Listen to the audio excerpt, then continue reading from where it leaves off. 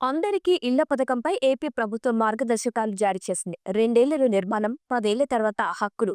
పేదలందరికీ ఇళ్లు అందించాలని ఏపీ ప్రభుత్వం నిర్ణయించింది. ఇక ఈ మేరకు గ్రామీణ పేదలకు 3 సెంట్లు, పట్టణాల్లో 2 సెంట్ల స్థలం కేటాయించాలని ఇటీవలే కేబినెట్ సమావేశంలో నిర్ణయించారు. అయితే అందరికీ ఇళ్లు అనే పథకం పేరుతో ఏపీ ప్రభుత్వం తాజాగా కీలక ఉత్తర్వులు జారీ చేసింది. అయితే గ్రామాల్లో 3 సెంట్లు, పట్టణాల్లో 2 సెంట్ల స్థలాలు మహిళల పేరుతో ఇవ్వనున్నట్టు జీవోలో పేర్కొంది.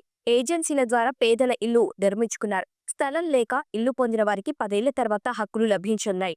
ఇక 2 ఏళ్లలో ఇంటి నిర్మాణం పూర్తి చేసి లబ్ధిదారులకు అందించేందుకు ప్రభుత్వం కసరత్తు చేస్తుంది. ఒక్కసారి మాత్రమే ఇంటి స్థలం పొందేందుకు లబ్ధిదారులకు అవకాశం ఉంటుంది. అయితే ఆధార్, రేషన్ కార్డుకు ఫ్లాట్ అనుసంధానం చేయనున్నారు. దారిద్ర్య రేఖకు దిగువన ఉన్న కుటుంబాలకే ఉచిత ఇంటి స్థలం కేటాయించాలనుకుంటున్నట్టు రాష్ట్ర ప్రభుత్వం ఉత్తర్వుల్లో పేర్కొన్నారు. అయితే ఉచిత ఇంటి స్థలంపై సోమవారం మార్గదర్శకాలు కూడా విడుదల చేసింది.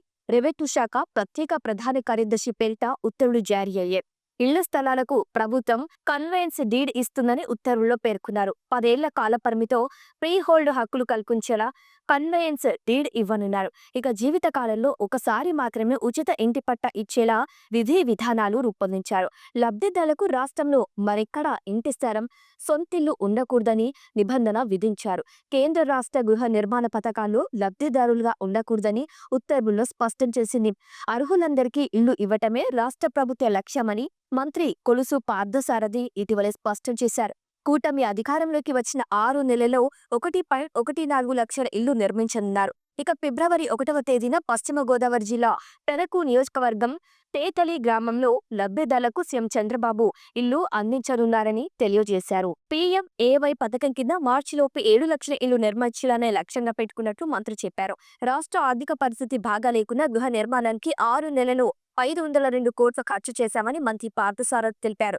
ఇళ్ల స్థలాల పంపిణీకి త్వరలో విధి విధానాలు ఖరారు చేస్తామని మంత్రి పార్థసారథి తెలిపారు. అర్హత కలిగిన ప్రతి పేదవానికి సొంత ఇల్లు నిర్మించి ఇస్తాం. May 1 కింద మార్చి 2026 నాటికి 7 లక్షల ఇల్లు నిర్మాణం పూర్తి చేసి లబ్ధిదారులకు అందించడమే లక్ష్యంగా గృహ నిర్మాణ శాఖ పనిచేస్తోంది.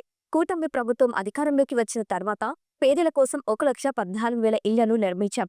వారందరికీ సీఎం చంద్రబాబు చేతుల మీదుగా ఫిబ్రవరి 1న తాళాలు అప్పగించే కార్యక్రమాన్ని ఘనంగా నిర్వహించాలని గృహ నిర్మాణ శాఖ నిర్ణయించింది అన్నారు మంత్రి పార్థసారథి.